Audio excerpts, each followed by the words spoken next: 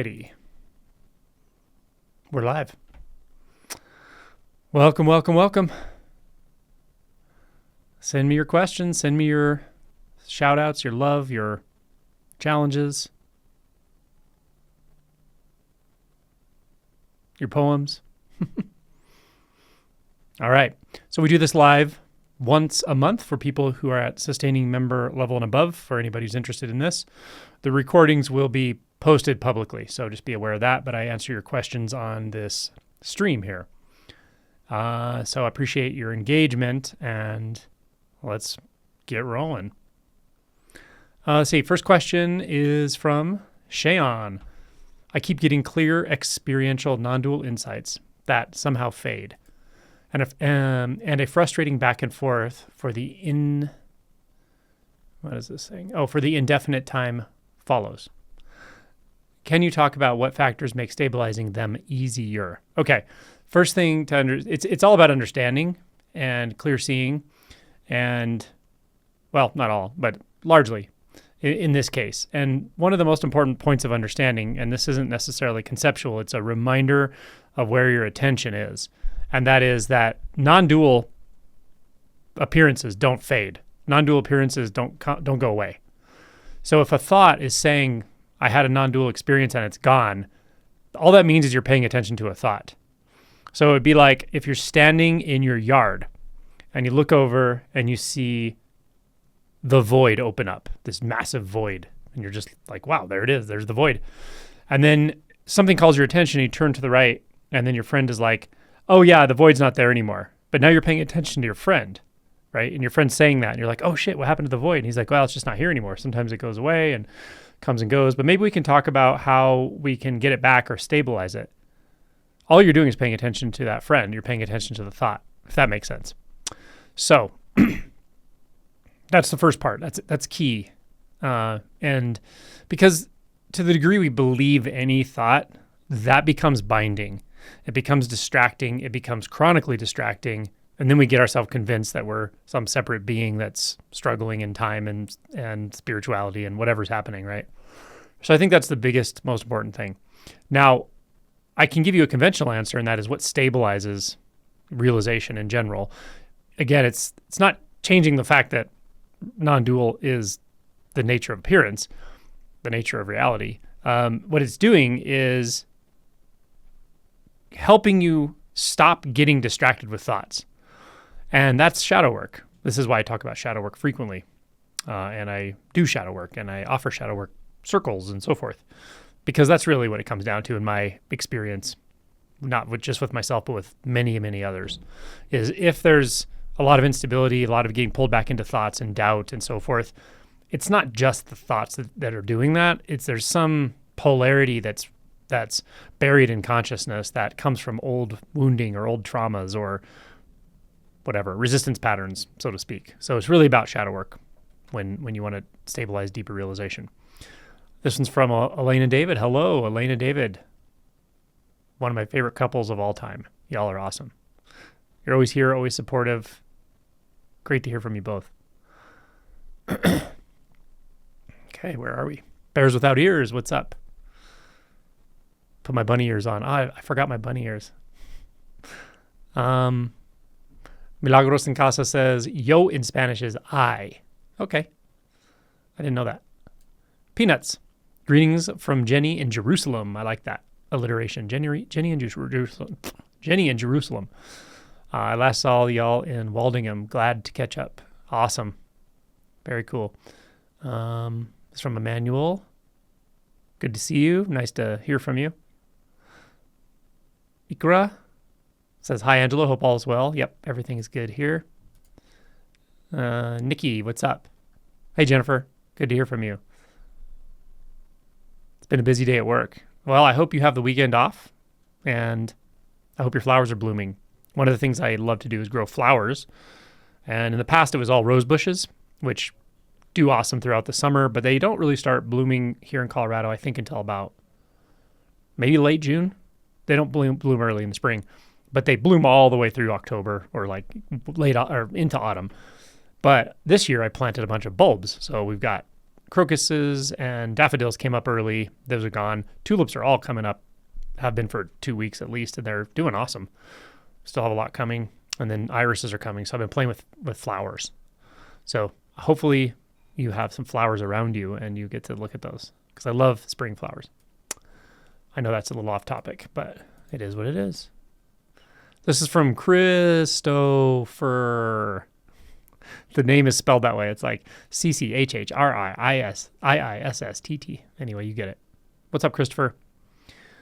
This one's from Eileen. Hi, Angelo. First time in a live event. Oh, cool. Welcome. I'm glad you're here too. This is from Barb Awake. First time for you too. Oh, very cool. Well, welcome, welcome.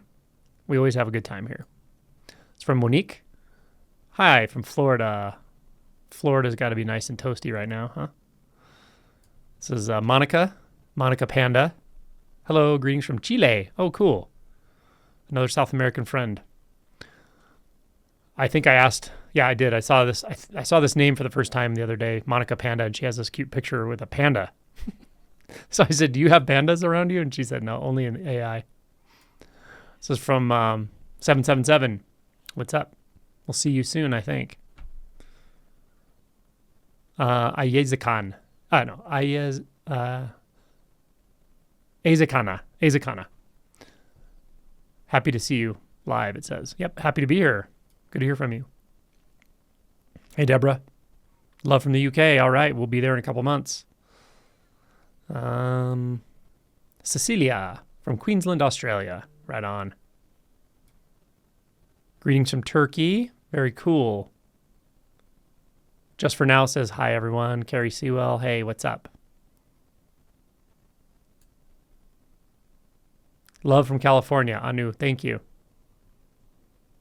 This one's from Dana. Hello. Good to hear from you. Hey, Orca. Perfect Brilliant. What's up? Perfect Brilliant Stillness. I know of the book. I know many people regard it highly. I haven't not read it. Perfect Brilliant Stillness. Sounds, yeah, David Karst, I think. This is from Nicola. Hi, Angelo. What do you reply to a 6-year-old when they ask you if this is real, meaning this reality? I don't know. My instantaneous thing would be to smile and say, what do you feel like it is? I'd say, is it real to you? I actually would just say, what do you see? Like, instead of building a storyline for kids, sometimes it's fun, especially young kids like that, building a storyline or putting them in time, which happens frequently. I see parents do that a lot. Like, are you excited for what's coming later, or talking about what happened in the past, which is all fine. Of course, that happens when you're a parent. But sometimes it's nice to just say, especially when you see a child that's in wonder, they're just kind of like in wonder, looking around at things. It's like, what do you see? How's it feel? And yeah, depending on the child too, I might just say, does it matter? Is it real? Is it unreal? I don't know. It feels like it feels, It's bright and alive. It's fun. Children can teach us so much. From Monique, a few months ago, while on a walk in nature, I completely dissolved to the point where I couldn't even feel myself at all. At first, I felt peaceful, and then the extreme fear came. Yeah. Okay, let me go down a little bit here.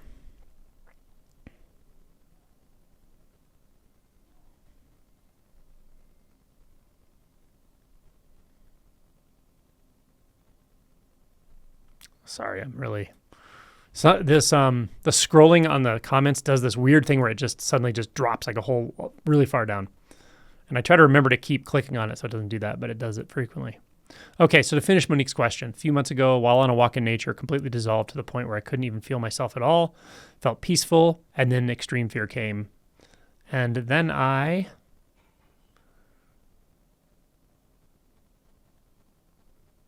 kind of scared me. I went back to usual. I didn't really think about it much after that, as you have spoken about it before today. It happened again, but I noticed the fear wasn't there. Perfect. That's it. That's what I was going to say. So fear, it really is helpful to regard fear, and I mean the physiologic emotion of fear, the physical experience of like, whoa, this is terrifying, right? Like increased heart rate, the feeling of fear, the body feels like fear. Attention's just like very intense and broad looking, around, and everything's very vivid. That's the experience of fear. It's physiologic. It's good to regard it as what it is, which is the portal emotion for the magician archetype, right? So all that really means is that the magician is the archetype of change. So when there's massive transformation, like duality collapsing, often there's a fear response at first. And then, as you said, what often happens is if you don't tell a long story about it and you don't grasp onto it and you don't fight it and don't, so to speak, freak out about it, it'll probably happen again and there may not even be fear, right? That's very common. So especially with non-dual shift specifically, it's very common that the first time it can feel like massively absorbed into the whole environment and it's like, whoa, cool. And it's like there's just no one apart anymore. And then the fear can hit, And the second time, it's often like, oh, this is just how it is. Very cool.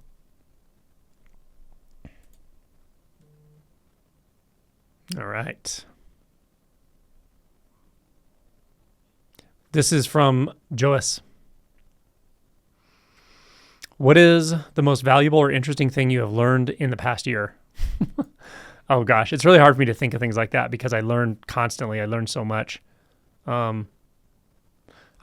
Just getting better and better at facilitating deep shadow process. That's really fascinating. But it's not like one thing I've learned. I've been honing it for the last year, getting better at it for sure, learning more and more ways to approach that process. That's been a lot of really cool insight. Learning a lot about existential wounds, but I'm learning that I already know about them, which is really interesting. I just hadn't thought of structuring any writing that way, but as I'm starting to do it, it's like, oh yeah, I see these all the time. I see them in myself. I see them in other people. So the existential wounds I've been writing about, which will become a book, that's really fascinating. It's fascinating when I delineate each one of them. Like I have 8 of them basically that I delineated. But when I delineate them, and I think it covers pretty much everything with very little exception. But what I see is like a lot of trauma and coping mechanisms and so forth are built out of a mixture of them. So that makes it confusing. But if you see each one discretely, individually, it really helps. It really starts to sort out how it got that way and what your beliefs are and what the habits that result are. So I've learned a lot there and really enjoyed the process of writing it. It feels like writing my first book in some sense. Yeah, thanks for asking. Whoa, Ballsmasher, what's up? Ballsmasher's in the house. What's up, Adam? Perfect Brilliant says, time and space do not exist, but causality does. ? I think I heard you say this. What does it mean? That's really what aligns with not only Zen and even Nagarjuna, Zen Buddhist doctrine. It aligns exactly with physics, actually, with the special theory of relativity. The special theory of relativity doesn't work without the space-time interval, which is an equation, essentially, that explains the relative nature of time and space, such that if you really see deeply into what those mean, you'll realize that all that actually... what the basis for physics in at least special theory of relativity, and so forth, is causality. It's not space and time, because space and time are relative.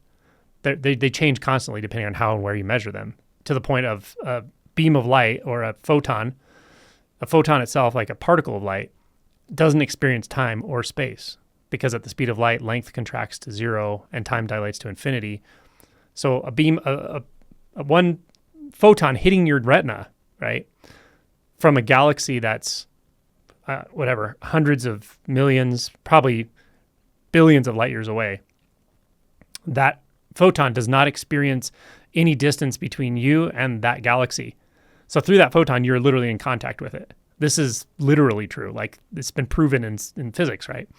And also that it's at exactly the same time. So while from our perspective, which is a relative perspective, even though that light took however many billions of years to travel here in that galaxy, we're seeing it as it was billions of years ago. From the standpoint of the light itself, we're not. We're actually seeing it right now, and we're in direct contact with it. So time is completely relative in that way, even mathematically through science. through special theory of relativity, but the space-time interval basically says that time and space are just relative to one another. Causality is the actual basis for what can or cannot be, essentially. That's pretty much what I was talking about. So there's a series on YouTube called PBS Space-Time. They have a few videos on this that explain it pretty well. So the challenge, though, is when we're talking about insight, when we're talking about awakening, is not to understand anything I just said or even believe it. It doesn't matter if you believe that or not, or it doesn't matter at all. You can actually experience timelessness directly. In fact, you are experiencing timelessness right now. Seeing that psychological time is a totally different animal. That's relative time. But you're directing an actual experience when all of the perceptual filters are out of the way is eternal, for sure. No space, no time. It's not only eternal, it's non-dualistic. So there's no space, no time.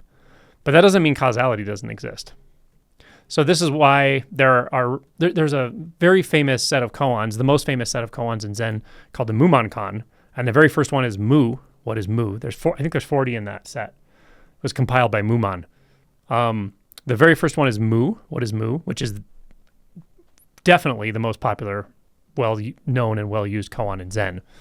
And then number 2 is one called Hyakujo's Fox. And Hyakujo's Fox talks exactly about this.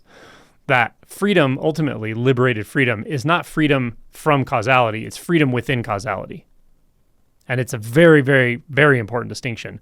It's probably, in my view of koans, I could almost say this. I'm not an expert in koans. I've done a bunch of them, but I'm not an expert. But I can almost say that the first and second koan and the Mumon Koan cover everything. Mu is the breakthrough koan. That wakes you up. And then the next one talks about liberation, essentially. It's that clear. It's really fascinating. So without going into a whole bunch more detail, there's that. The thing is, the tricky part is it's impossible to think about causality without thinking about time. You can't. That's the problem, right? Because the mind uses psychological time, which is the illusion. Yeah. So you can't think about causality without imagining time. Maybe you can. I don't know how you would. And so without thinking, well, one thing happens and then another thing happens. That's the way thoughts structure reality. But reality is not that way. Things can happen simultaneously, and things can even happen in different orders, depending on the perspective, right? That's special theory of relativity. Okay, enough physics for today. This one is Vicky. Is it really 90% practice, 10% information, or is it 95%? Can you speak on this? It's 96, really. There's no hard and fast anything to anything. And even practice, I think if you take the word practice out and make it direct experience, then it's very accurate. I think it's helpful to watch this stuff, watch videos. It's helpful to read the books, and it's helpful to do that stuff. But if you approach it like practice, don't approach it like information. Then it's more like 99%. You know, if you're watching my videos, some people say, I watch every one of your videos. That's great. Hopefully you're just feeling the resonance. You're not trying to learn or memorize or take notes, right? It's a resonance thing. That resonance itself is practice. That is presence. That is immediate experience. So if I talk in terms of that, direct experience is everything. Information, conceptuality may help a little bit at the very beginning or something. Or sometimes it helps to reattune you a little bit to direct experience. But that's usually just like a certain turning word or a koan. Or what it does is it helps restructure beliefs around certain habits and so forth, especially as in relation to trauma. But even doing that, you have to do physical work to get there. You have to do emotion work, deep emotion work to even get to those beliefs. So even in that, like in a circle setting or something, it's still 95% physical, emotional, and energetic. So there you go. That's my answer. If you ask me again, I might say something different, but I think that's pretty accurate. Monique's, that was the end of the last question she asked, or the first question she asked. Okay, this one's from Girod. Recently, I'm slowly realizing I can let go and it will be fine. But unconsciously, there is something that is afraid to lose control. How can we overcome this barrier?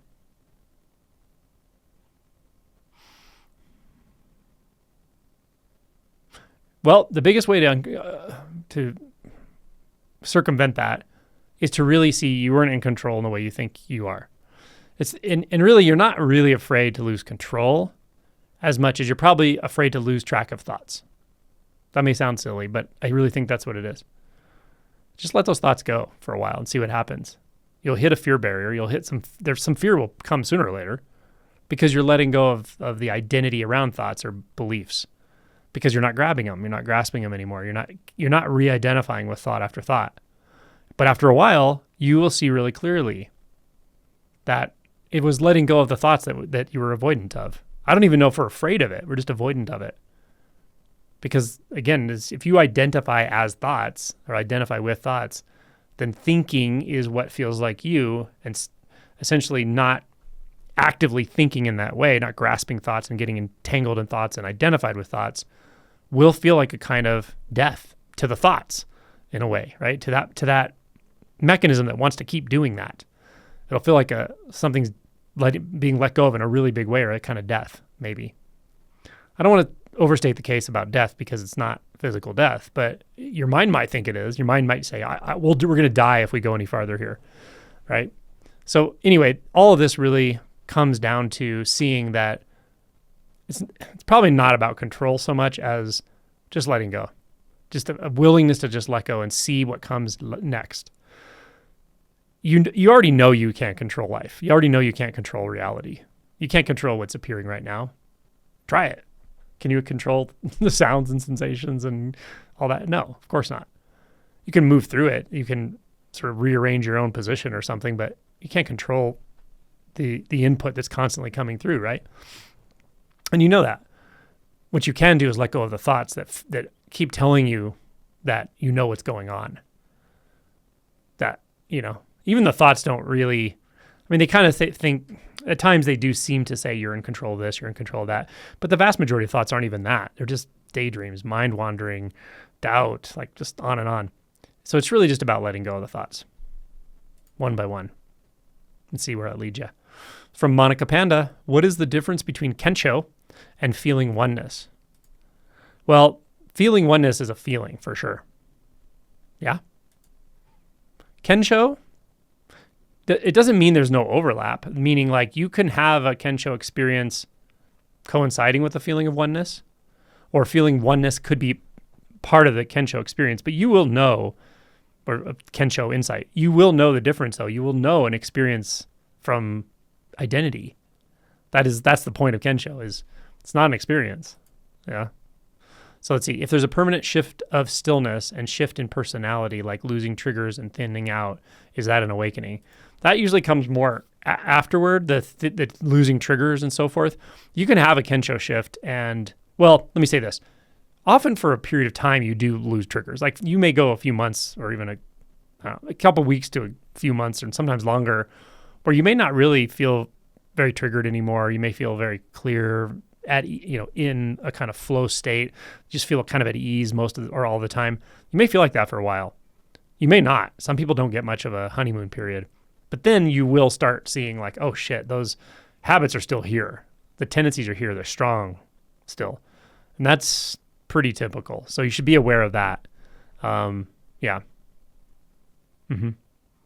So yeah, that's usually going to come after awakening. Now if you do deep work before awakening, you will see your triggers relaxing. You will see your reactivity calming down if you do deep work, if you do deep emotional work. Yeah. But none of that is Kensho. Kensho is Kensho. It's a self-validating, self-obvious realization. So my question to you is, you're asking it this kind of conceptually or almost like informationally, which is fine. You probably have a good reason for it. But I would just ask you, what is your experience? That's what really matters. What is your experience? Because someone can talk to me like this, in this way, like theoretically, and I can give you a theoretical answer, sure. Or I can give an experiential answer of what I've seen. But what really works for me is talking to someone and going, okay, well, what's your experience? What's happening for you right now? Or what happened in the recent past, if you think you did have a shift. That usually can sort it out pretty quick, whether it's happened or not. But people can have massive heart openings, massive oneness experiences, endless ego deaths on psychedelics and still not have an awakening. Just being honest. It's not an experience. You can have extreme experiences with substances and medicines, and some people have them anyway. Some people really do have massive energetic shifts and wild Kundalini stuff, and people getting knocked unconscious through Kundalini before. So all kinds of wild and intense experiences can happen, but they're not Kensho necessarily. Most are not. Again, there can be some coinciding, but you'll know the experience from the insight. Okay.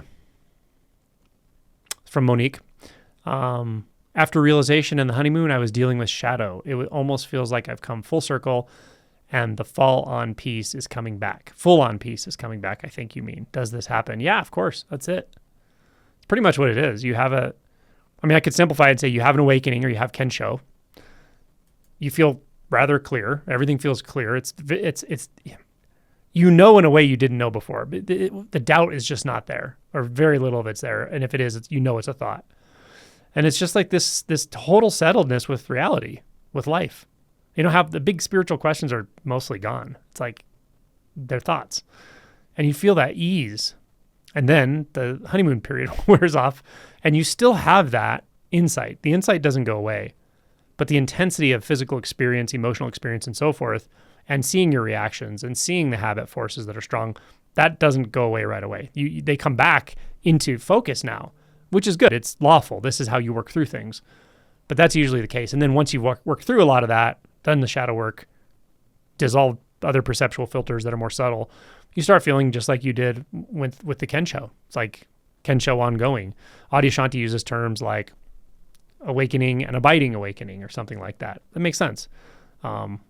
It's clear and it's ongoing is what it feels like in deeper realization. Ballsmasher says, I have not prepared any questions. Hey, it's all right to be unprepared, my friend. Sometimes it's better. Semi-honeyed. Hello. Emmanuel. I would love to hear you talking more about how reorientation back from dissociative patterns, especially in deep stage realization, has to be about feeling emotions, really doing emotion work, feeling emotions. It's helpful to see what makes you dissociate, right? That's really important. Like, do you have a stultification wound? What's causing you to dissociate? What are your beliefs? And a huge part of that is really seeing, or an entitlement wound as well. I just did a video on entitlement wound. That's another one that can result in that. Because the person who looks entitled, they may, I said this in the video, that it's entitlement wound's tricky in that people can really look down on it, like as if it's like you're just spoiled or something, but it's not really that fully. It's the child is treated in an entitled way, but it's usually a compensation on the parent's part. So there's something that child's not getting. Often it's boundaries and boundary setting and all that, but a lot of times the child actually develops this sense of they really don't have the capability to do it on their own, to do things on their own, or I don't have enough and I need it from other people because they were centered or elevated without objective justification. So they don't always tolerate frustration well. They don't always tolerate hearing no well. So that's just one example. But in that case, you would look and say, oh, okay, I see. I actually feel this like dependency on other people, but because other people aren't just coming forward to me in adult life like they did in my childhood, I start to dissociate. I feel like I don't have enough and I can't get enough and I'm helpless. Like I feel helpless, like a relative helplessness. So that's just one example. Seeing your process, seeing your pattern, what's going on, what the trauma is, what your beliefs are, what your coping mechanisms are. This is why I'm writing the existential wound stuff, because that's where you find this. But really seeing what are the triggers that cause dissociation. That's really it. And ultimately, you'll have to feel the feelings. You'll have to see what the wounding is, how it's affected you, and then what are the steps to kind of rework those habit pathways and those belief pathways, if that helps. Yeah, we deal with this encircling sometimes, and we have some processes that really work, but encircling, it's good because there's other people there, and it really helps to have a relational field if it's done right, especially with someone who's dissociating. But dissociation is a trauma response. Just be aware of that. This one's from Joas. I once heard you say working in the OR feels as meditative as meditation for you. It can. Can you elaborate on how this is for you and how this developed? Anything can be meditative. Everything is meditative. So for me, there was just one day when I was meditating years ago. I think I was using a koan or meditating on mu. I don't remember what it was, but it was clear that it felt like I was using a technique to meditate. And I didn't think about that. It's just how I always meditated. And all of a sudden it just dropped away. There's like, oh, you don't need a technique to meditate. This meditative experience is already here. So it's always here. It's always here. That's the simple answer that is true for me. Meditation's always happening. Once that dawned, it was like, oh, shikantaza is so fun. It's almost funny to even call it anything. Natural meditation. It's already happening. The universe is meditating itself. You're just part of the meditation. That's it. Yeah? All right. Kisumu. I am tracking some visceral or seemingly subconscious attempt to control outcomes, trying to relax into it. Almost that it's a thought too. Feels nonverbal. Pointers on how to see beyond it. Well, okay, if it's nonverbal, if there's an associated feeling, like there's a thought, sure. Yeah, if there's something that's saying I'm trying to control outcomes, that's not a sensation. But if what I think you're saying is if there is something to it that is not a thought, there's an actual sensation there, there's a physical experience, that's great. So the key with that is you're not going to see beyond that. You have to accept that it's there. So I could say with thoughts and beliefs, it is kind of like dispelling them by seeing them clearly enough, and they just kind of dispel themselves. With feeling, with sensation, emotion, it's not about resolving, getting past it, healing it, fixing it, understanding it. It's actually about seeing that there's no problem with it in the first place and never was. That's the key with anything that's in direct experience. So feel it. And watch your attention bounce, because your attention may bounce into some conceptuality, and the conceptuality will look like I need to do something to fix this. That's always the thought. Anything that says I need to fix this, or what do I do about it, or what do I need to do about it, or I don't know what to do about it, or something's wrong, or I don't know what to do, or I don't have the capability to deal with this, all those are thoughts. Those are always thoughts. Now, if they're associated with a sensation, go to the sensation. That's the 95-5 thing, right? Go to that sensation, feel it. And if a thought says like, oh, I can't handle this, I can't handle it, oh, my attention's already in thought. If something is telling you you can't handle it, or it's too much, or it's too big, or whatever, just realize like that's intrinsically inaccurate, because it's only a thought that you're paying attention to. The sensation is not the thought, yeah? So you just put your attention back in the sensation. So for you, I think it's really being precise on where your attention is and just noticing the difference between a sensation and an interpretation. So I think Alma and you are both right here. Okay, Monique. Yeah, I thought that's what you said, yeah. She was correcting what she wrote up there. Jarmo says, could you please describe how it feels to know all sense impressions are empty? How it feels to know that. Okay, first of all, I don't know it. I see it. I hear it. I feel it. Taste it. Smell it. So it's kind of like post-equipoise to say like, how does it feel to know that? Because the knowing is the feeling. The knowing is the feeling. It could only be not empty if your mind starts turning it into something like an object of experience. It starts with an object of experience. Well, really it starts with, if you want to like think in terms of the aggregates, it starts with preference, like enjoyable, not enjoyable, neutral. Hedonic tone is one description of it. Feeling. The common translation is the word feeling, but it's not the usual connotation we use. Feeling means emotion or a sensation. What they mean in the second aggregate, feeling, is hedonic tone. Means I kind of have a sense of I like it, I don't like it, or I'm neutral to it. Yeah. And then from there, it's like, oh, it's this. Oh, it's pain. Or, oh, it's an orgasm. Or, oh, it's a tree. Right? That's the third skandha. That's when we start to label and nominalize it, then objectify it. And then we subjectify as the subject to that object. So now we're in a dualistic experience already. And we've only done 3 aggregates. Anyway, so what the empty nature is seeing none of those aggregates. That each of those aggregates themselves are empty. That's it.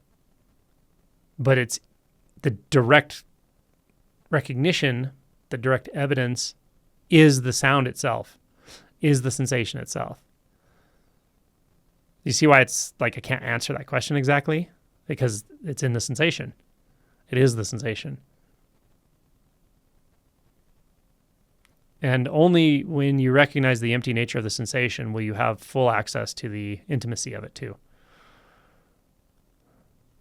The intimacy is like that thing people say to me when they've heard me say this over and over, and then they finally have that realization and they're like, holy shit, like, whoa, I did not expect this. It's like you're looking at the tree and all of a sudden there's no you looking at a tree. It's like you're that. Like Nisargadatta says, I am that. But it's not an I in that. It's that. It's like full treeness without the tree. It's energy. Yeah, it's impossible to talk about this stuff, but it's very accessible experientially. Yeah. Ballsmasher. Dude, how do I find a girlfriend, man? Well, let's see. Like, okay, your answer. Like, what's your answer to give? Give me some advice, please, on what to do. You definitely have a different perspective. Okay. I would say to find a girlfriend, here's your recipe. First of all, be willing to feel all the emotions associated with not having a girlfriend.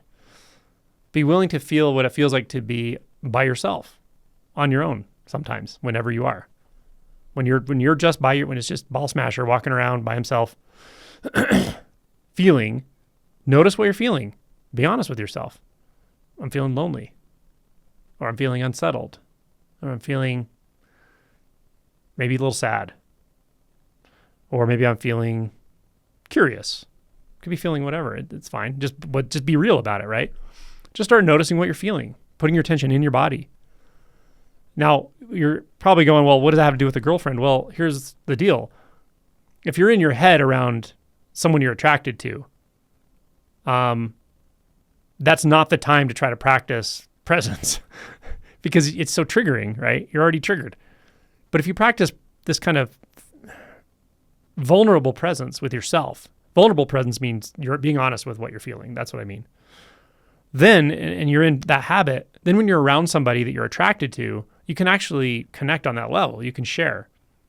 We've done this in circle, by the way, many times where, yeah, we've done with both men and women actually, who have challenges with, like, say, romantic connection, or in that environment. It's like all of a sudden they're in their head or anxious or whatever.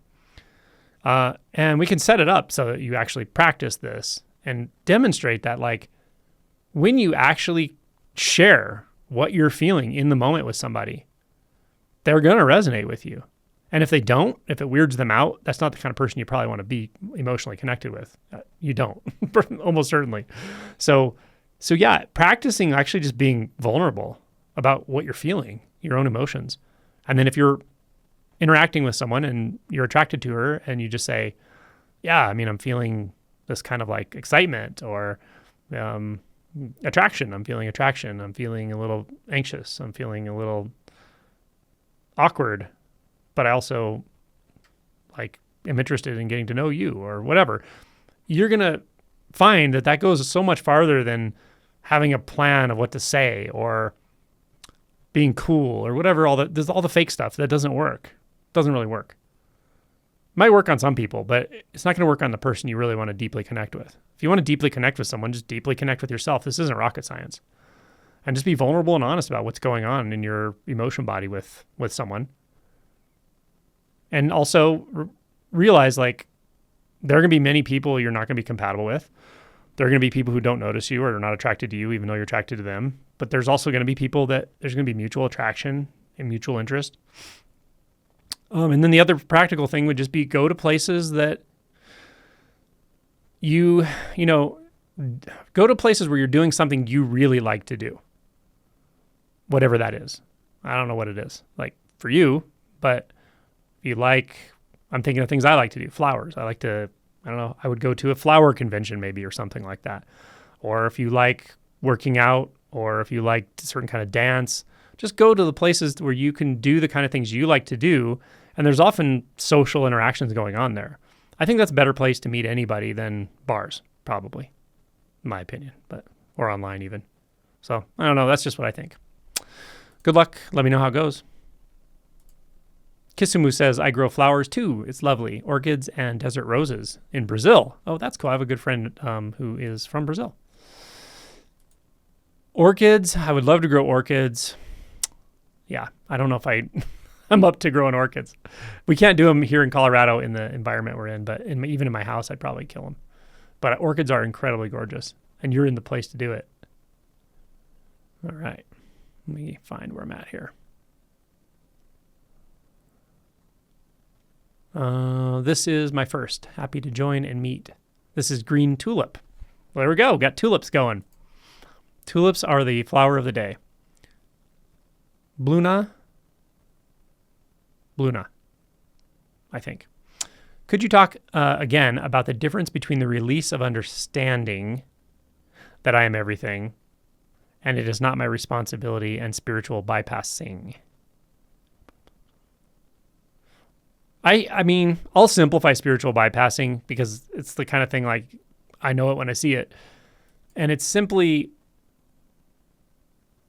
often people, it's relational, and it's often people will use spiritual concepts or terminology that may not even be their actual insight and probably isn't. They probably haven't had the actual insight, but they're using it in a way that's totally inappropriate to the situation. Like someone's like, why did you eat all of my food out of the refrigerator at work or something? And you're like, there's no one to do that. There's no one who could do that.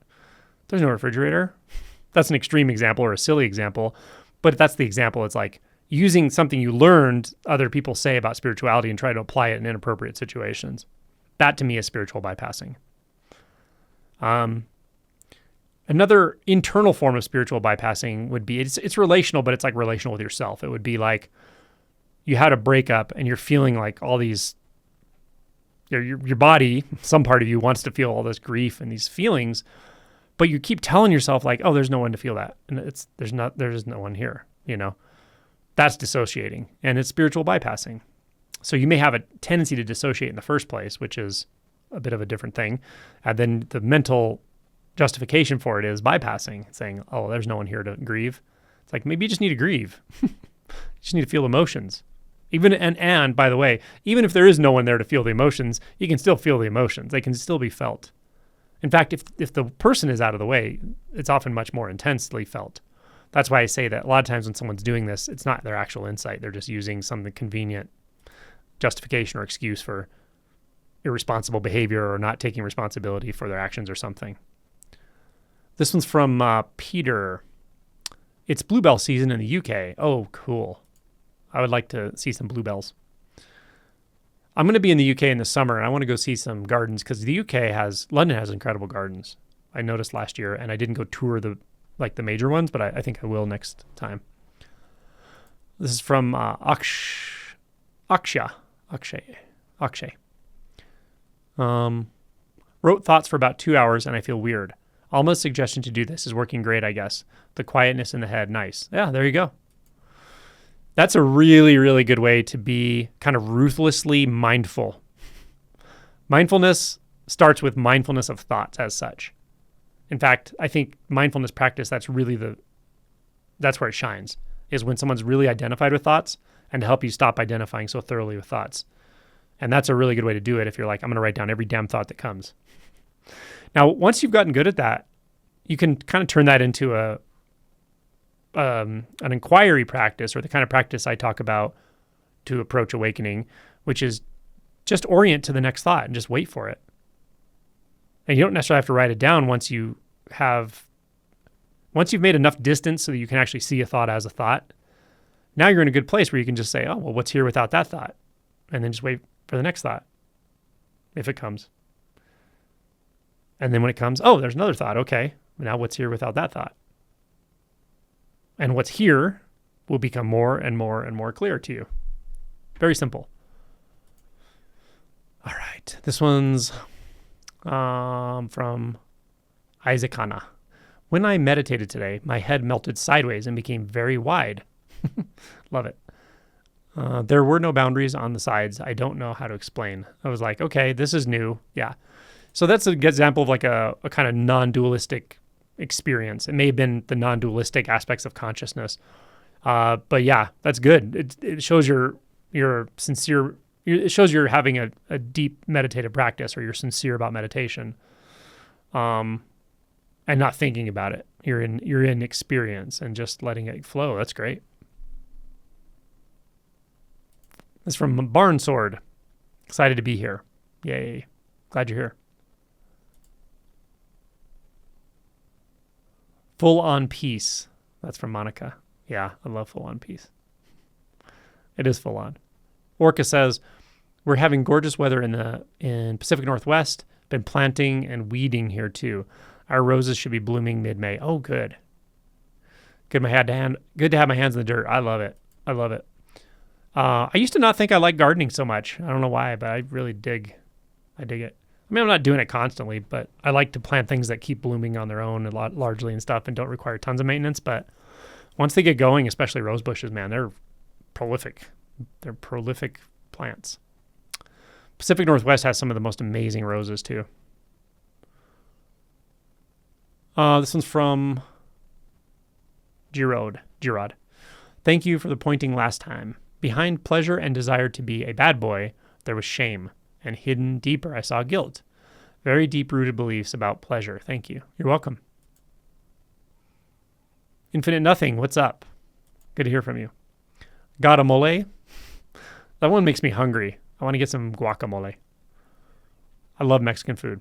It says, hello all. Perfect Brilliant Stillness is a beautiful read. Don't read much of anything else these days, but that was a rare treat. Yeah, check it out, guys. David Kars.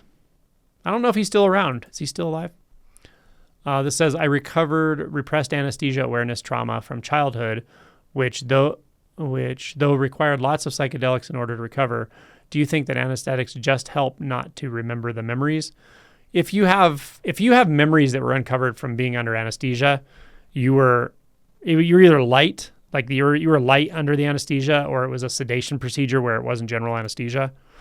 When I say you were light, that would be a mistake actually, because you're in like comatose state in under anesthesia. It's deeper than stage 4 deep sleep at night when you're at home. But sometimes people have dreams, but the dreams are usually like as they're waking up, and they'll describe them to me. It's usually like, so from the time you're awake enough for me to extubate and pull your breathing tube out to the time you're like aware and your memory's going in the recovery room, it can be like 30 to 40 minutes, sometimes longer. Not everyone's different, but in that period of time, you're in this kind of twilight, and sometimes your subconscious does all kinds of weird things. So yeah, but there have been cases of recall where people do remember things under anesthesia. It's actually rare statistically for general anesthesia. Again, for sedation procedures, it's not so much. And I don't know what your situation was, but as a kid, sometimes we'll do things like give ketamine, like a certain dose of ketamine in the emergency room by itself, which is a kind of deep sedation, but it's not general anesthesia, for like setting a broken fracture or something, broken arm for the child. Because it does have analgesia effects, which are pain control effects. It does affect memory, but you're not deep unconscious. So there are possibilities it could have been something like that as well. Yeah.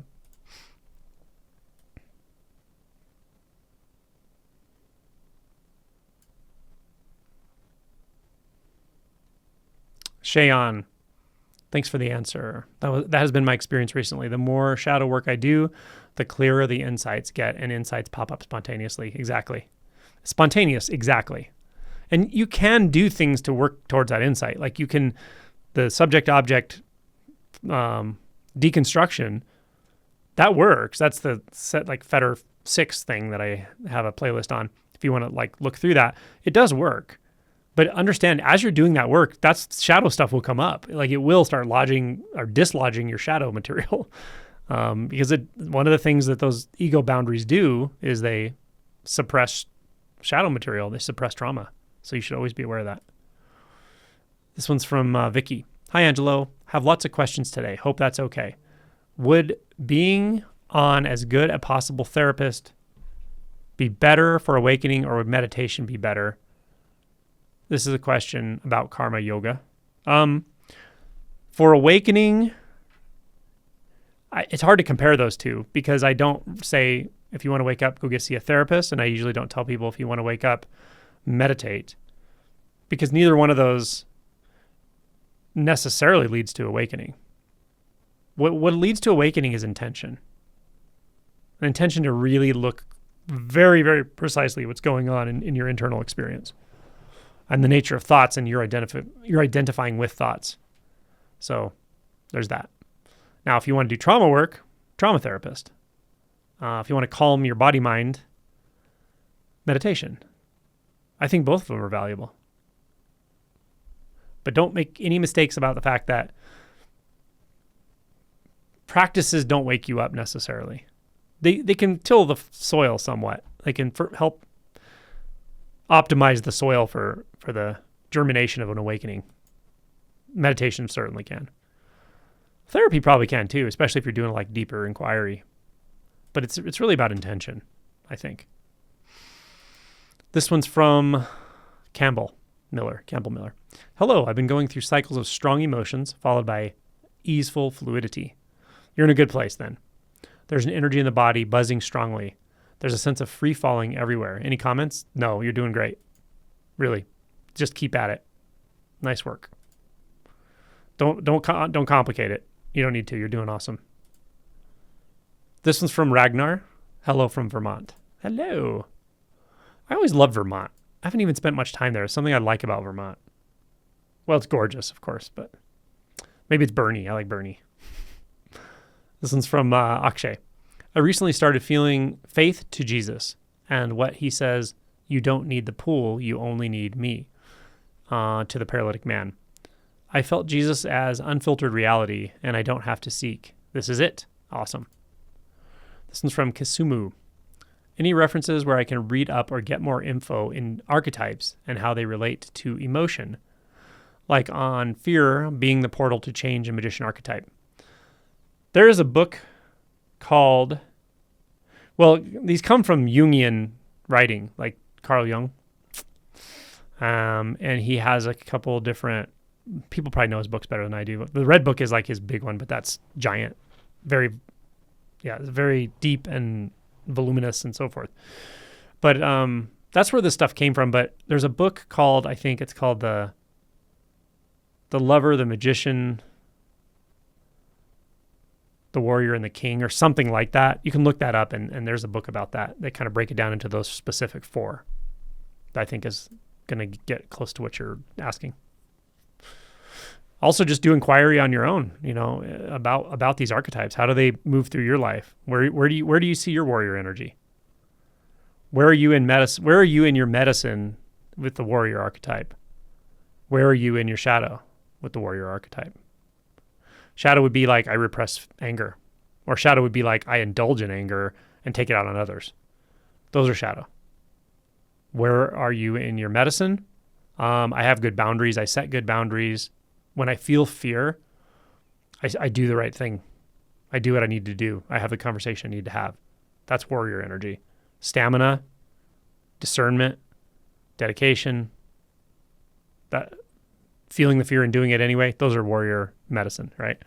So it's good to look at your life and just see, where am I in my shadow? Where am I in medicine on any of these archetypes? Yeah. Monica, Panda. Interesting. what you said about fear. Thanks. What about resistance to fear? Any approach to face resistance and not the fear itself? Well, yeah. Yes. You can just ask, is there any resistance in the system right now? I think that's a good one. It's a helpful one. I've used that with people even in very deep realization. The clearer you get, the easier it is to inquire into things like this, because it just shows up. It just shows you. The energy system just shows you what's there. So is there resistance in the system now?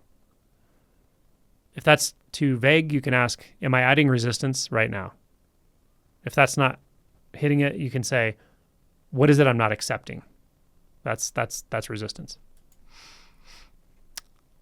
Akshay says, faith feels like being non-reactive. It's not thinking about Jesus or feeling a good feeling. It's just blind faith in what is, and he is going to take care of it. I needed this context for unfiltered reality. So yeah, the thing with Jesus is, to me, especially the way you're talking about it, is it's an archetype. Jesus is an archetype. He's really the lover archetype. Really, it's compassion. It's like the Bodhisattva of compassion, Avalokiteshvara, something like that. But he's got some qualities in his story that are just different, right? Redemption, resurrection. So he's also that's an archetype of awakening for sure. So whatever works when you evoke these energies, these archetypal energies. Not everybody needs to do that either. It's not a thing for everybody, but I can resonate with all of them, but I don't feel fixated I resonate with all of them almost like they're aspects of me, but I don't feel like, I don't know. I don't feel any identity around any of it either. Strange. Yeah, it's more like they come forward at times when conditions compel it, perhaps. Yeah. Ballsmasher gives me a bunch of laughing faces. Okay. Elaine and David. While driving recently, it became clear to me, David, that we are always in the non-dual. Yes. Until the mind deludes us into thinking we're not. It is our true nature, only obscured when thought. Yeah. When thought. Let's see what else you're going to say there.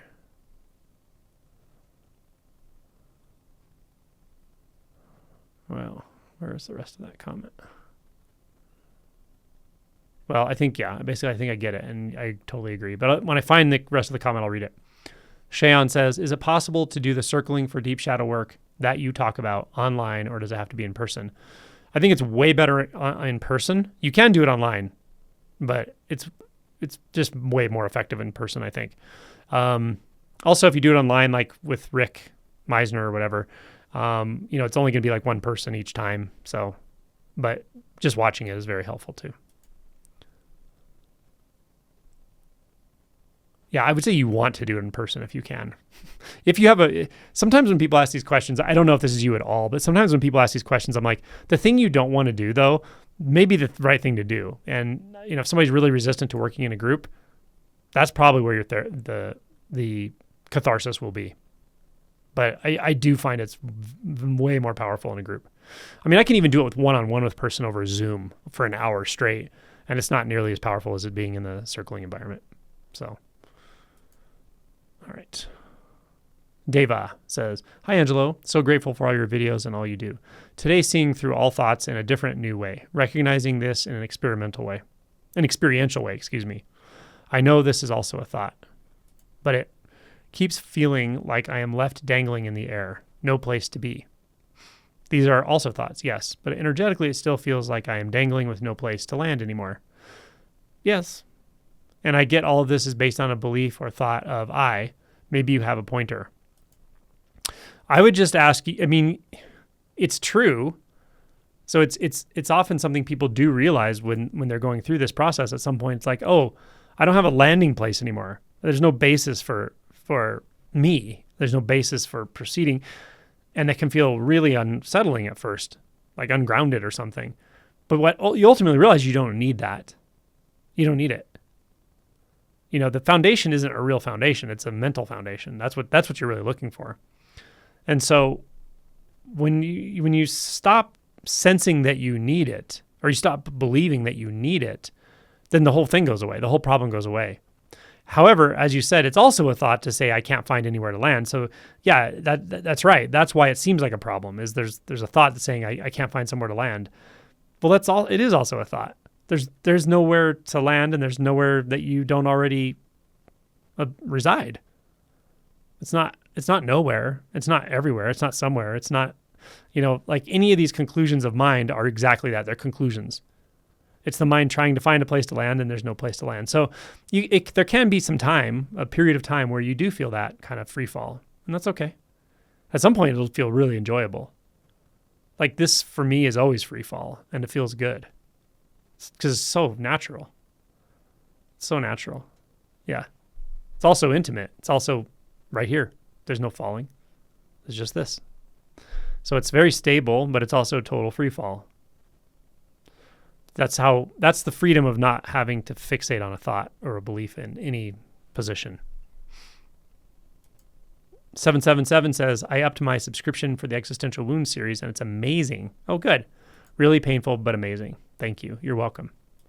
I put a lot of work into the courses. So when she's talking about the patron circle level, I just like doing extra stuff for people. I don't take anything away from the even non-paid people. I still make videos every day for everybody and do all these lives for the sustaining members. But the patron circle does get all the courses I make and then all the retreat recordings. So, the existential wounds has been surprising to me how much it's intuitively coming. It's like every relationship I've ever had with anybody. I mean, every kind of relationship, parents, like friends, just everything. I'm like, oh yeah, that's why I had that. That's why I had to go through that. That's why I had to learn that. That's why I saw that pattern that I had never seen before because I didn't grow up with that pattern. Like every one of them is in it. It's fascinating. And so it's just coming very spontaneously, just like my book was. Yeah. Yeah. But I can see it is painful because it's just another way to like not hide something from yourself. You have to see it and feel it. But boy, the other side of that pain is so much clarity and ease because you just finally accept it. And then you really do heal from it. Ballsmasher says, dude, I don't know what else to ask. I'm doing some somatic work, unlocking more freedom. It's nice, super slow though. I know what to ask.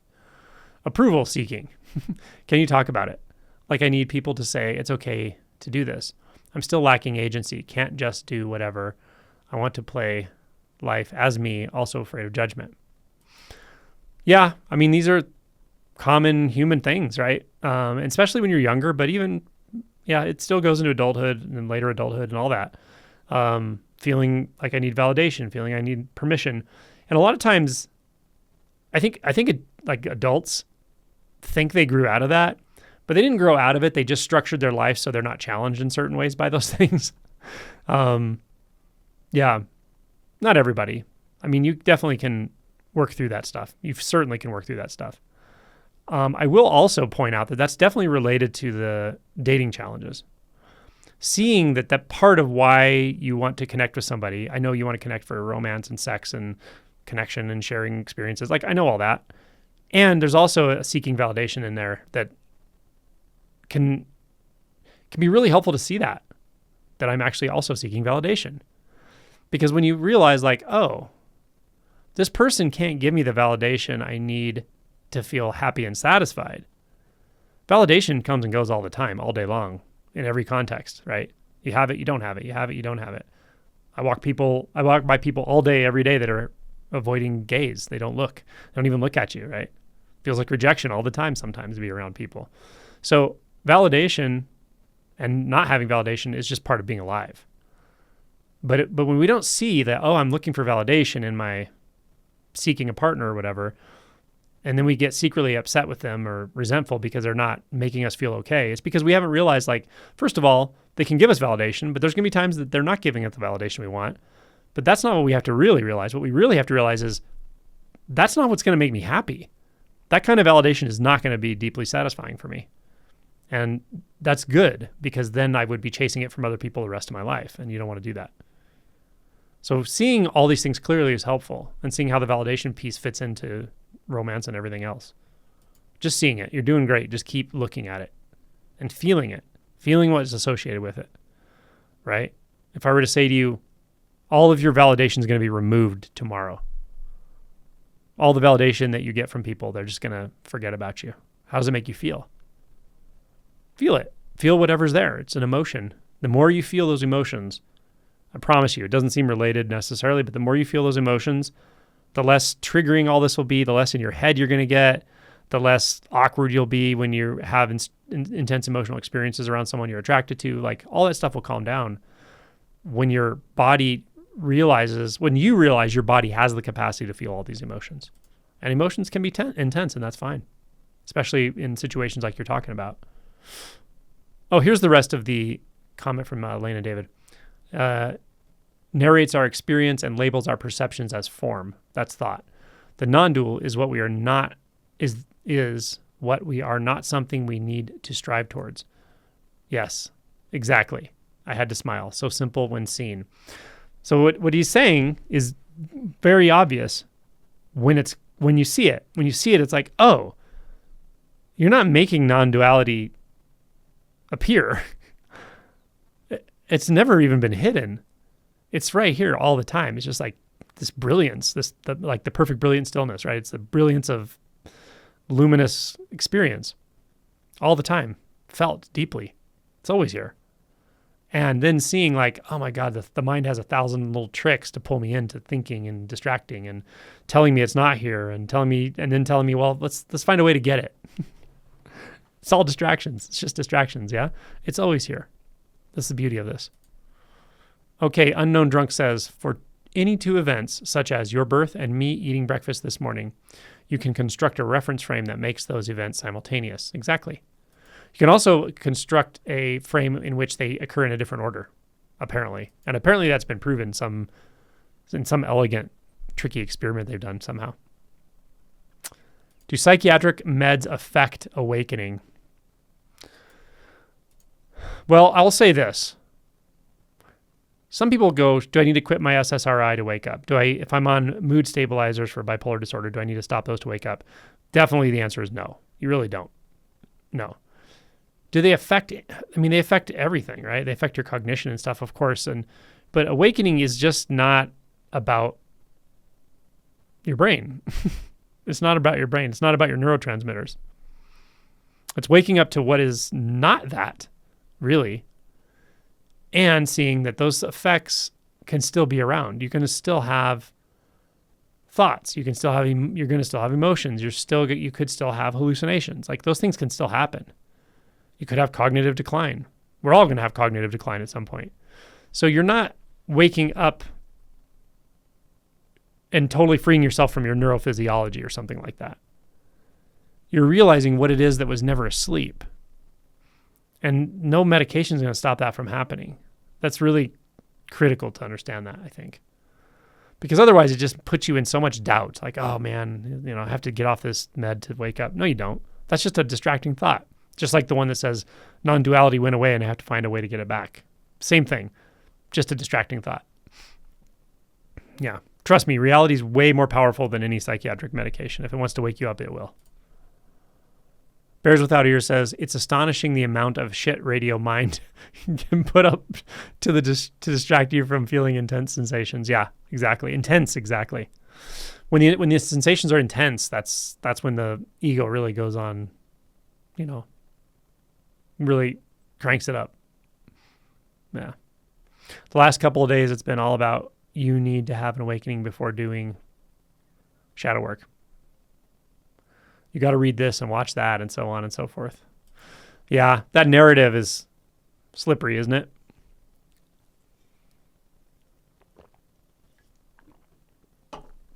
Mm-hmm. Unknown Drunk says, so are we living in a block universe, past, present, and future are already done? They just don't exist. Yeah, I don't think there's a block. I don't think there's a basis. I don't think there's someone asked once, do you think we're in the base reality? And I said, there is no base reality.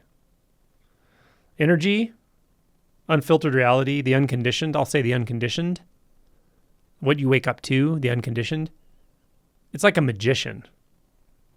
It doesn't have to follow any rules. It doesn't have to follow any structure. It doesn't have to follow physics at all. It's kind of like the closest thing physics points to that would be my experience of what I'm talking about now would be something like gluon flux fields or quantum field theory, which isn't a theory. It's the most well-proven scientific model we have. Quantum fields theory essentially says there is no matter. There's only fields interacting with one another, right? Very much like that. Or gluon flux, which is just like form. It's like form before form. Forces creating the illusion of mass when there is no actual mass because it's all just fields. Something like that. And those are following some apparent rules, right, that have to do with relationship, which is forces, these fundamental forces, just a handful of them. But I think my direct experience would say that the unconditioned, that which we really finally realize, that's only one thing that does. Even reality itself, in any way we could possibly know it, is just like one sort of iteration. I like how Adyashanti said it. He's really good at saying things like this that are spot on. He said, all of reality as we could ever possibly know it could completely disappear. All of physicality, matter, form, all of it could completely disappear. The whole entire universe. And your true nature wouldn't even notice. That's pretty good. It's like something like that, yeah? Oh, man. Bears without ears. Oh, that's the second part of your question. Okay. This is Monica Panda. My 17-year-old realized he had a belief that says, I am not enough. How do you suggest we approach it? What existential wound relates to this belief? Well, it depends. A lot of them overlap in that belief. Could be deprecation wound. Could be stultification wound. Yep. Stultification is one form of stultification, at least, I think is like kind of wound of a generation. I think a lot of alphas and Gen Zs have this. Call it like helicopter parenting or whatever, but it's just removing so many obstacles that they really start to question their ability to face doubt and fear and actually fail and be willing to fail and fall on their face and get hurt a little bit and stand up and keep moving and brush themselves off and try something new and without a parent helping them and stuff. That's I think the overarching parenting style is kind of creating some of that now. So yeah, I would say depending on where his strengths and weaknesses are, I might say something like seeing that belief can be there and you can still do what you want to do. Yeah, that belief can be there. It's a thought. And you can still face the next challenge and you can fail and that's okay. And you can feel frustrated and I won't rescue you. But I will tell you that I know you have the capacity to have the flexibility to adjust and move on, and you do strengthen yourself through failing. You know, failure is not the end of something. Failure is just a one learning point, right? It's a step along the way. So those kinds of things, I think, depending on what's going on with him, of course, but ultimately just seeing it's a thought and always just see what feeling is associated with it and just say, you can feel that feeling, whatever's associated with it. You might call it something like shame or just unworthiness, or it could be even like a kind of sadness. It's like you can feel that emotion and still do what you want to do.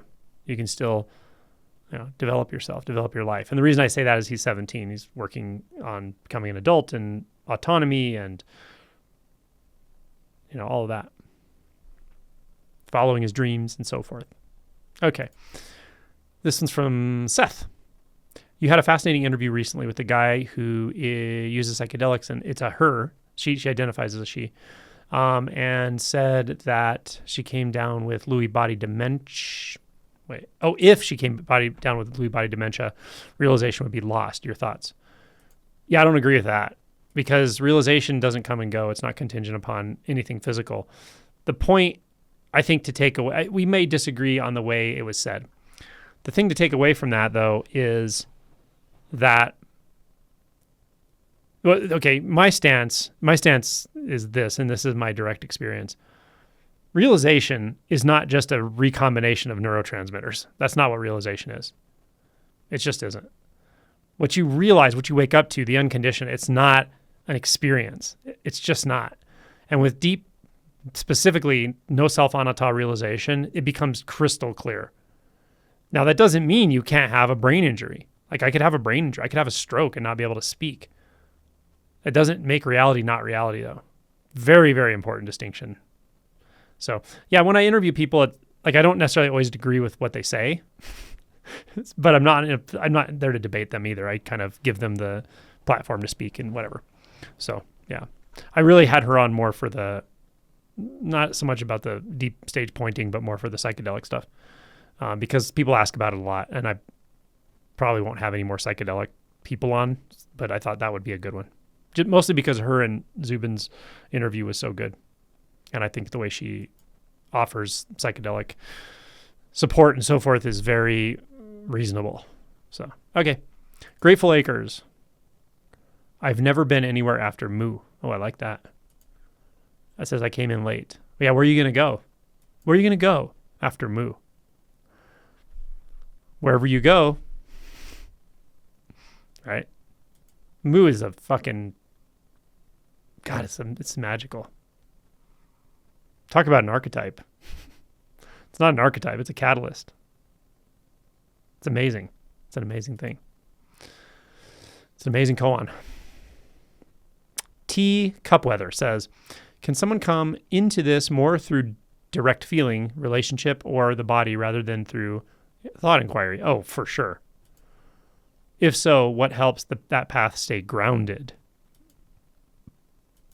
Grounding exercises are really important if you move in a very powerfully energetic way, especially if you are prone to massive expansion and dissociation or anything like that. Then grounding exercises are very important. But yeah, typical grounding exercises is what I would recommend.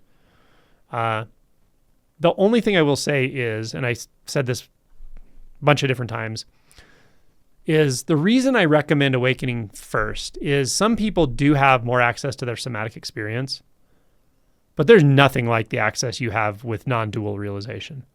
So it's possible you can just have a grounding in your body, in the sensations reasonably easily. Maybe you do a lot of yoga or qigong, or you're a dancer, or just a very, kinesthetic human. But that doesn't equate to awakening, and you may actually be missing a far deeper experience of the direct energetics of the body without that awakening. So just be aware of that. I don't want to add doubt to you either. Follow your own path. If you go really clearly and directly into experience, fully into experience, and you're willing to let go of ideas and thoughts and identities and so forth, then it doesn't matter which direction you go, you're going to wake up. So that's okay. You don't necessarily have to use a certain type of inquiry like we talk about, or thought inquiry or whatever. But just be aware that I do see people who have access to the physical sensations more than others. They're not so in their head, but they kind of just stay there. And again, non-dual realization is a whole other, it's orders of magnitude in clarity and intimacy through the physicality. But without that shift in identity at the thought level, there will be a background level of thought that's just constantly operating. So you are feeling, but you're bouncing in and out of thought, or you're really feeling it as a subject rather than realizing what appears when the subject-object construct drops away, which is rather remarkable. Great question. Truthful says, hi, Angelo. Thanks for Alma. I'm doing sensing the body and feeling TRE curiosity. See you soon. Awesome. Alma is a magical being.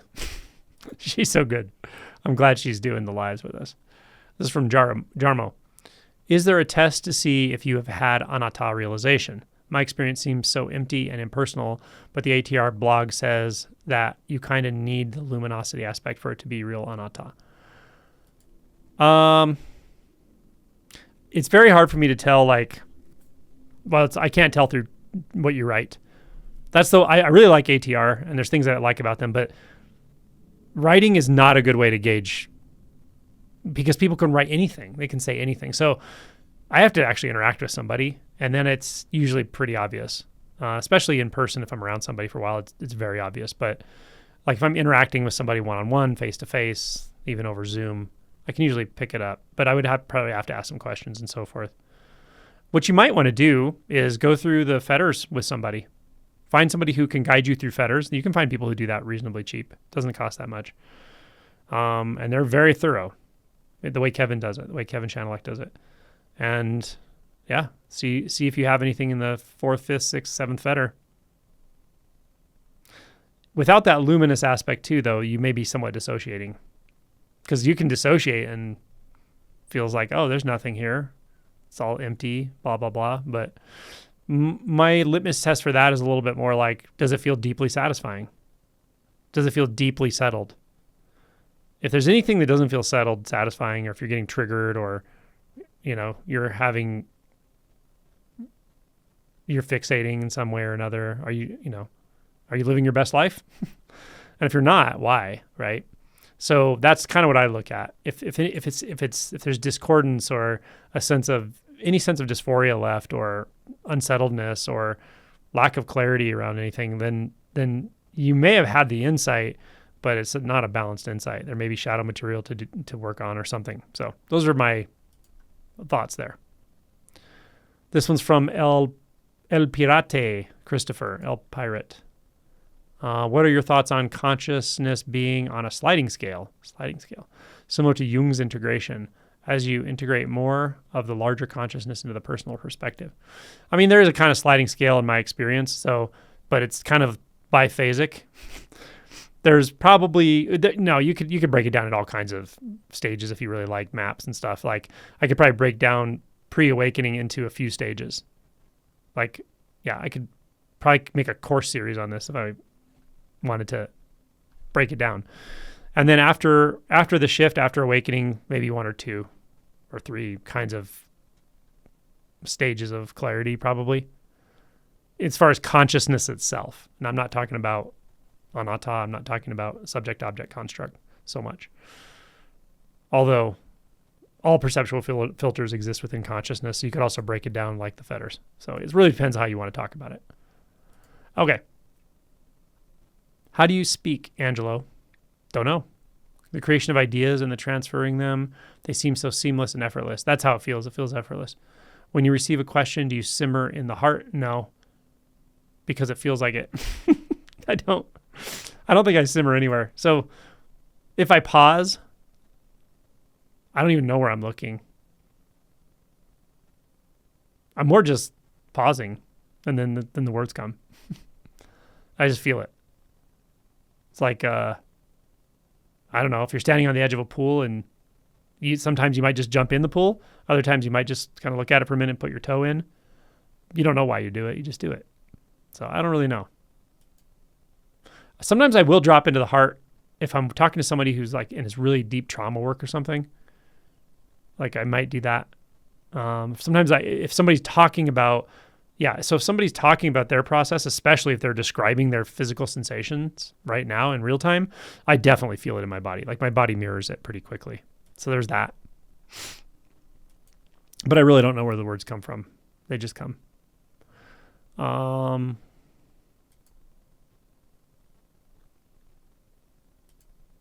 Phil Much Better says, yes. How much did I miss? What's up, Phil? Finally made alive in ages. Oh, well, I'm glad you're here. I haven't seen your name in a while. This is from ITME. Hey, Angelo. Experience now is gentle movement. Movement into consciousness is here, but the return to body sense is prominent. Just attention moving, acceptance feeling. That sounds great. That sounds really good, yeah. So from Semi-Honeyed. Been watching your videos for years. I still can't think of anything to ask. It is just nice to watch. There is wanting to say something, though. Maybe it's just looking for validation. Like, look, I am special. There is nothing to ask. Am I a narcissist? Well, based on this, I can't say you're a narcissist. I doubt it. Yeah. You can also just say hi. You can just say, hey, I want to say hi, Angelo. You don't have to have something to ask. For sure. Yeah, good to hear from you. Yeah. Nikki. Very natural to want to be seen in community. I feel the same way. Doesn't mean we're narcissists. We're just human. Yeah. Yeah, and also, like I said, you can just say hi. So it can be like, you can be sitting there going, in community, right? You can be like, oh, I want to say something. And then your mind's like, your ego's like, oh, you're just looking for validation. Or you can just be like, I feel like saying something because I just want to say hi to the group. Like, I just want to welcome people, right? Maybe instead of an inflow, it's an outflow. Maybe it's an outflow of love. Then you want to just support everybody here, right? Your mind might not know the difference. Your mind might like make it into one or the other when it's really just, it's just connection. You're just feeling connection. You could just say, I'm feeling connection. There's a lot of possibilities. You don't have to ask a question. Okay. This is from Vicky. Do monastics get awakened more than other people in the world? Okay. Well, since it's almost structured like a, sorry, I just lost some stuff here.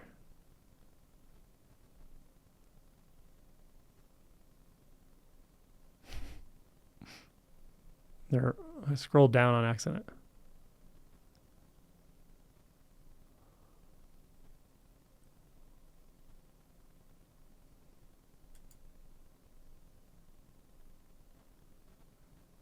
Coming. I'm coming back here somewhere.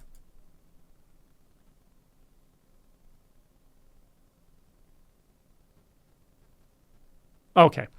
Do monastics get awakened more often than people in the world? So I have no way of knowing that, but I will say a surprising number of monastics don't wake up. And I know this from monastics who have woken up.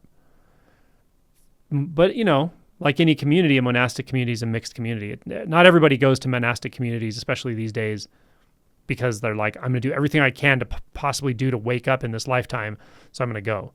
That's one reason people may go, but it's probably definitely not the most common. People may go because they want to live a life of service. People may go because other aspects of their life just haven't worked out.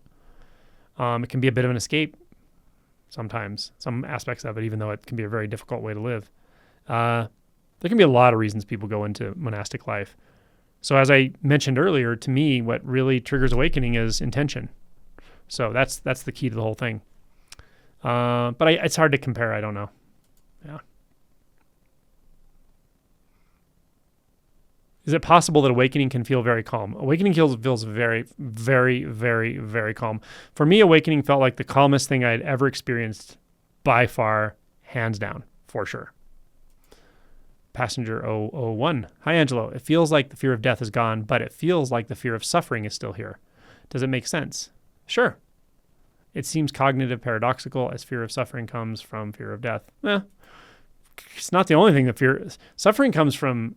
It's not just fear. It's avoidance. Suffering is not fear. It's avoidance, really. So it's avoidance of the thought of death. It's not avoidance of death. It's the avoidance of the thought of death, but that's just one. We can also avoid discomfort. We can avoid embarrassment. We can try to avoid thoughts. We can try to avoid emotions. So it's all that avoidance, resistance patterns. That's really what suffering is. And then constantly trying to do something about it. All that is suffering. This is DK Dudeman. Hey, Angelo, grief is so fresh here. Tragedy has struck. Thank you for being here and speaking to us. I can feel the discomfort of the coping mechanisms from others, but with grief is so much love. Yeah, it really is. Sorry about your loss. I know how it goes. And yeah, those moments, we're all going to have them. We're all going to have loss. We're all going to have grief. And often it comes out of nowhere. And there are going to be those moments where it just feels heartbreaking, right? A lot of sadness, a lot of grief. And as you really go down into that grief, you realize it's love. This is why it is said that the gateway emotion for the magician archetype is, or I'm sorry, for the lover archetype is grief or sadness. There's medicine and shadow to sadness. If you're feeling it, that's your medicine. It's helping you transition. It's helping you accept. It's helping you love. Mm-hmm. Jarman says, but is it even seeing the tree, LOL? It's just some kind of empty display at the moment. Yeah, there you go. In the scene, there is only the scene. In what is seen, there is only what is seen. So there's no seeing of it. There's no process of seeing. There's no seer. There's no object of seeing. But you can't say there's nothing. You can say there's no thing, for sure. But you can't say there's no experience. Like a hologram of sorts. It says, yes, that's right. Bears without ears. I feel you. You know, death is something perceived as unavoidable and out of control, so there can be no illusion of control there. It's not the same with physical or emotional pain. Just my 2 cents. Kisumi says, what you were saying about liking, not liking experience, that's what I meant with the visceral tightening feeling and called it control of outcomes. I don't actually get verbal thoughts about it. Yeah, again, I know what you mean. But the labels are one thing and the sensation is something different. As those labels drop again and again and again, and they drop in layers, and some of them are very tenacious, you will find that the sensation will feel very different, and it will still be the same sensation. Yes. Jarmo, you're not imagining it.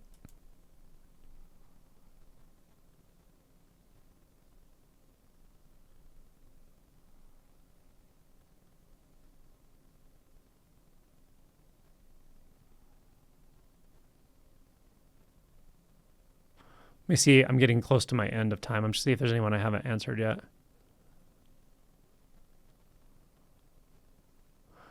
Ballsmasher says, yeah, I'm not looking for a girlfriend because I feel bad or I'm desperate. It's just I have a desire. But that advice is actually solid, and that's what I've been doing. Good. Pamela, I met my husband playing with a co-ed pickup soccer group, and I liked that he was very open, honest, and kind. Always met guys doing things I enjoyed anyway. Yeah. It's kind of how in the past I've met people, it's always been doing things I enjoy or like that I am, like true hot. I've never really met a long-term partner of any kind at a bar or anything like that. It's nice to meet people who already have interests you have, and usually if they have similar interests, they have similar values in some way, usually.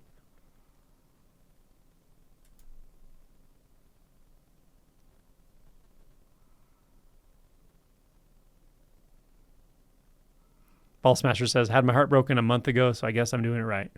It happens, for sure.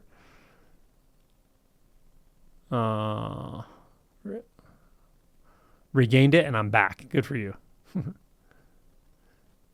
Dharmo says, how to cultivate the luminosity aspect of anatta. Everywhere I look, it just seems empty. It's very interesting. Can spend hours in it, but maybe I'm missing something based on some writings. I would just say, what do you feel? What are your sensations like? What is the visual field like? Does this look empty to you? Does that look empty? Does it look like it's not there? Pinch yourself. Pinch yourself hard. Does that feel empty? Yeah. The luminous aspect. Find your nurturing side. Find your feminine energy, feminine aspect. Work with a female non-dual facilitator. Do relational work. Learn to dance. Do some partner dancing. Cuddle more. Cuddle your pets. Grow some plants. I don't know. These are just things that are coming to me. Take risks. Emotional risks.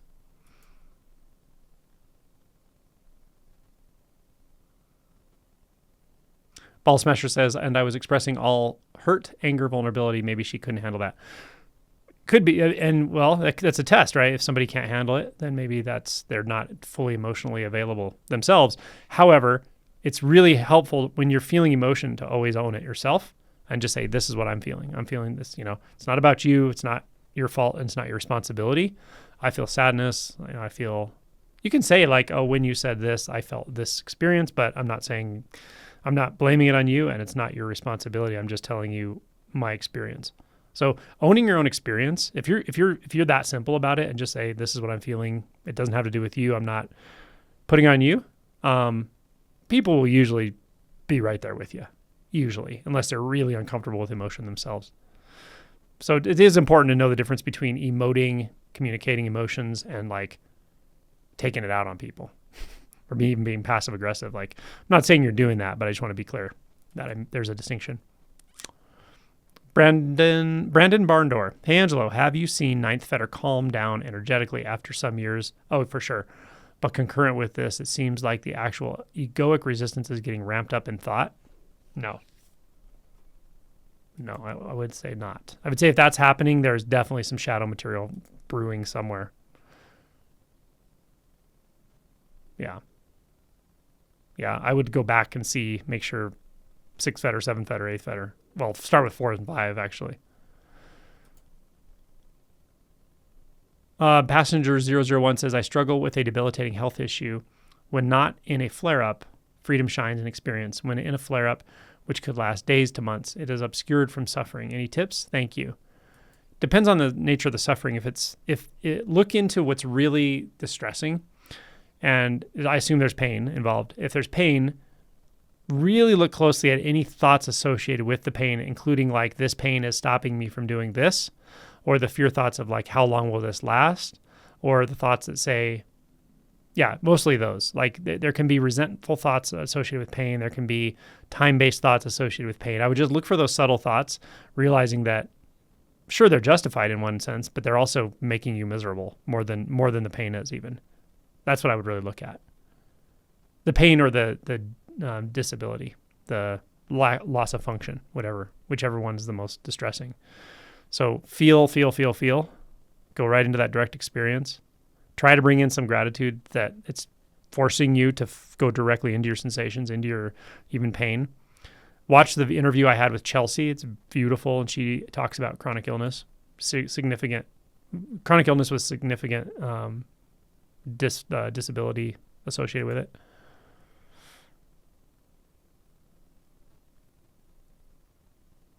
DK Dudemon says, when I started, I was serious about breath practice, but it was actually thought practice. Yeah, that's why I was terrible at breath practice, because I didn't understand. I didn't realize how much I thought I was feeling when I was actually thinking. But just recognizing when a thought was included in my attention instead of the breath, then bringing it back, that's really good. But at that point, maybe the peripheral thoughts were still going wild. Yeah. Eileen says, I experience awareness around thought ID, somatic feeling sensations, beliefs, reactivity. I experience awareness around. Okay. Feeling in need of direction. I'd like to speak with someone, maybe you. Any suggestions, contact info.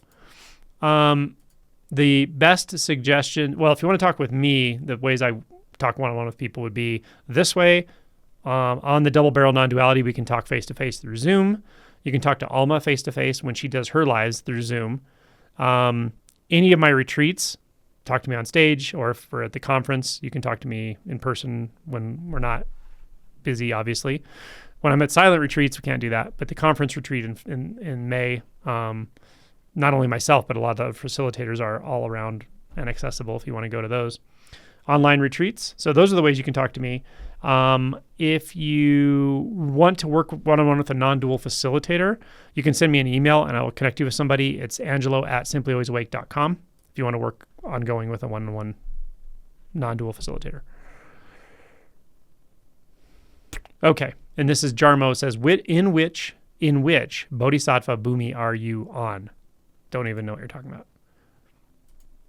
Okay. This is from Christopher.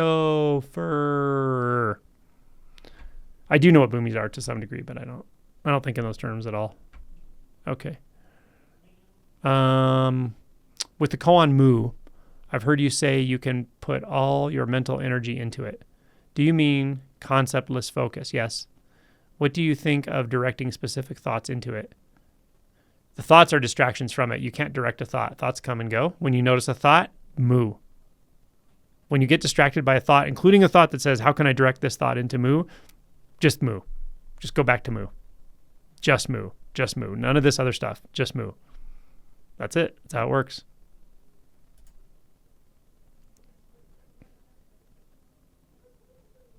Yeah, I wouldn't use mu as a mantra either. Just mu. Don't think about your respiratory cycle, breathing in, breathing out. Don't worry about any of that. Just mu. Until it's so consolidated, there is nothing but mu. That's the key. It's a one-pointed approach. Yeah, and even letting a thought pass by, even that is a thought. There's no one letting thoughts pass. There's just mu, only mu. Mu sits, mu stands, mu goes to the bathroom, and take it off the mat. Mu is the kind of thing, it has to be continuous. Orca says, I'm so glad you spoke about consciousness, awareness of general anesthesia. I'm having a 4-hour surgery next week, and I'm terrified of being awake during surgery. You won't be. Almost certainly won't. Yeah. Yeah.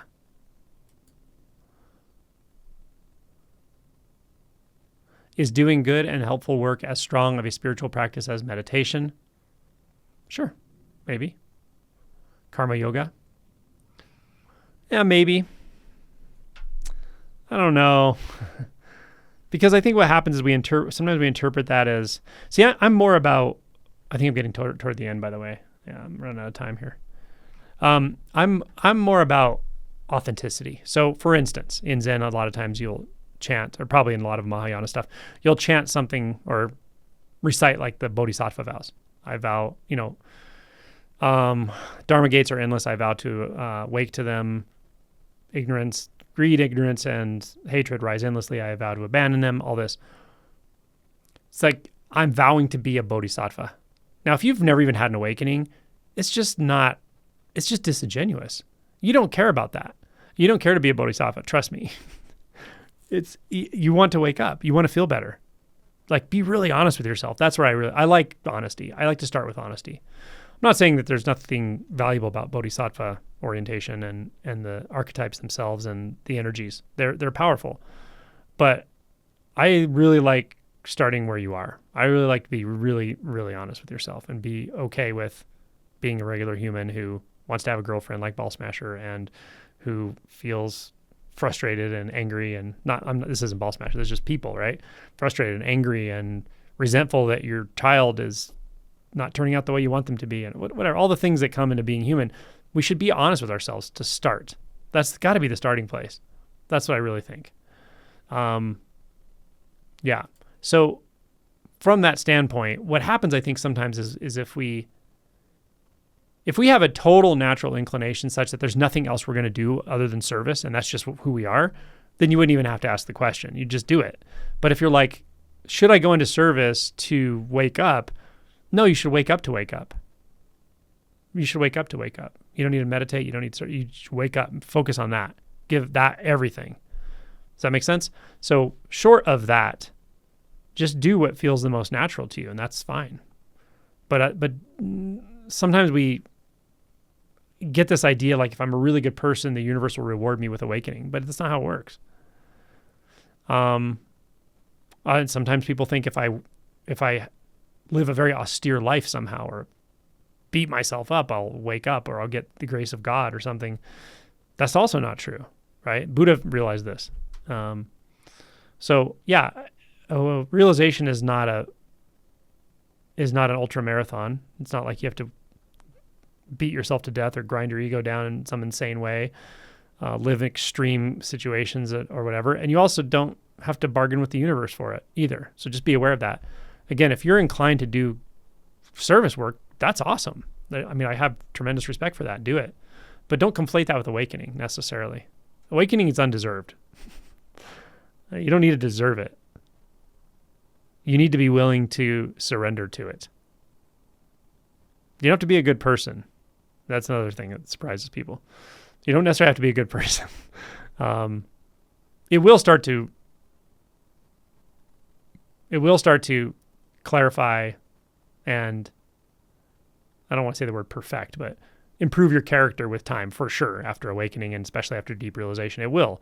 But you can still have some really bad habits after awakening. Like it just happens. So yeah, you don't have to be a good person. You don't have to earn it. You don't have to impress the universe. You don't have to work hard. You have to be willing to surrender to awakening. That's what you have to do. Be willing to let go of your ideas of who you think you are, and which sometimes include awakening, ideas of that. You have to let go of that. That's what really, really does it. Okay. Good question. Autumn, thought and intuition, the difference. Intuition is something that gets clearer and clearer and clearer as awakening deepens more and more, in my experience. Intuition also coincides really with the realization of non-doership, that there's no doer anyway. The intuition is like the intuition of the entire environment. That's intuition. My intuition is the leaves falling off the trees. It's the feeling of spring. It's the movement of the wind. It's the sensations in the body. It's all of that. That is my intuition. It's not a thought. It's directly accessible through the sense fields.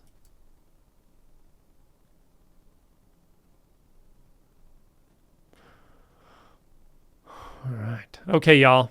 Sorry I didn't get to everybody, but I got to most. Thank you so much. I really appreciate all of your support. I appreciate your engagement with the videos, comments, questions. I mostly appreciate your work, the willingness to do the work, to be a little less mind identified, to be a little less trigger happy, to be a little more present, to be a little more understanding and compassionate with yourself primarily, and to be truth oriented and to be tenacious about your truth orientation, knowing that, trusting that truth will be revealed. It can be revealed. You can live without suffering. So that's where I'm at. Much love to you all. I do appreciate you all. Sorry I didn't get to everyone's question, but I will see you soon, and take care, everybody.